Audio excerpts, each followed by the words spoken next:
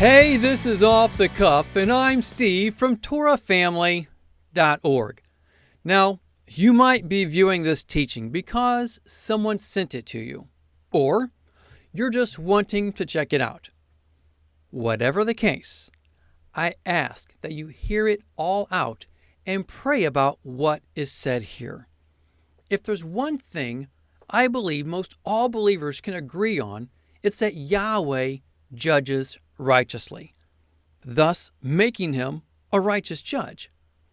We don't have to look very hard to see he's a righteous judge. 2 Timothy 4:8. Now there is in store for me the crown of righteousness, which the Lord, the righteous judge, will award to me on that day. And not only to me, but also to all who have longed for his appearing. The righteous judge. Psalm 98, verse 9. Let them sing before Yahweh, for he comes to judge the earth. He will judge the world in righteousness and the peoples with equity. He judges the world in righteousness. Psalm 89:14. Righteousness and justice are the foundation of your throne. Love and faithfulness go before you. Righteousness and justice are the foundation of his throne. Psalm 7:11. God is a righteous judge, a God who expresses his wrath every day. Again, he's a righteous judge. So just as Yahweh will judge righteously in the future, every time he has judged his people in the past, he did so in righteousness, in faithfulness, in fairness. So when he judged his people, they deserved it, right? Well, of course. So why did he judge his people? Well, what was the call from all of the prophets? Their call was for the people to repent, to have them come back to his ways, to come back to his law, the Torah. But they didn't. And so judgment came on them, righteous judgment, fair judgment. You see, many have said that Yahweh gave the law to show that we couldn't keep his ways, to simply show how incapable we are and to demonstrate our need of his mercy.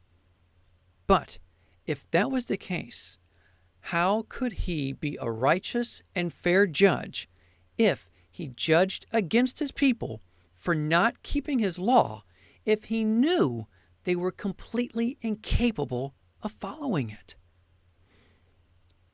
He would no longer be a righteous and fair judge if that was the case. In fact, if he judged his people for not following something they were utterly incapable of following, one could say Yahweh was cruel, mean, and sadistic even. Is that your view of Yahweh? Is that how you see him? Giving out commands that he knows people can't keep? But contrary to popular belief, his people were capable of following the Torah. Deuteronomy chapter 30. Now, what I am commanding you today is not too difficult for you or beyond your reach.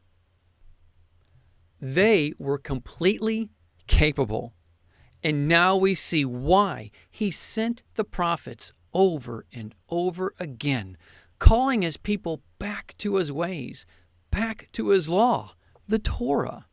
And now we see why he sent judgment on them when they remained stiff-necked and refused to walk in his ways.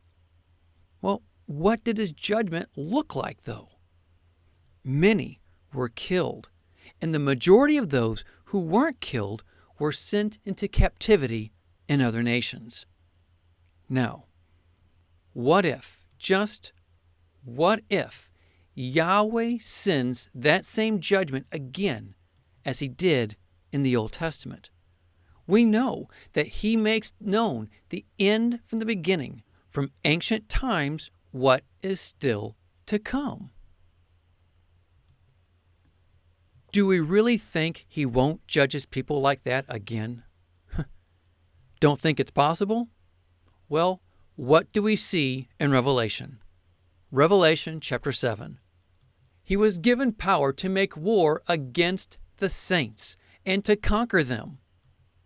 Please note, it says he was given power to make war against the saints and to conquer them. The exact same thing we see in the Old Testament when his people rebelled. Yahweh sent in another nation to conquer his people. It's the same thing all over again. Continuing on. And he was given authority over every tribe, people, language, and nation.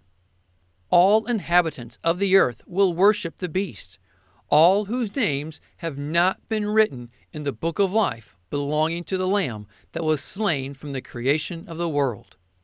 Now, verse 9. He who has an ear, let him hear.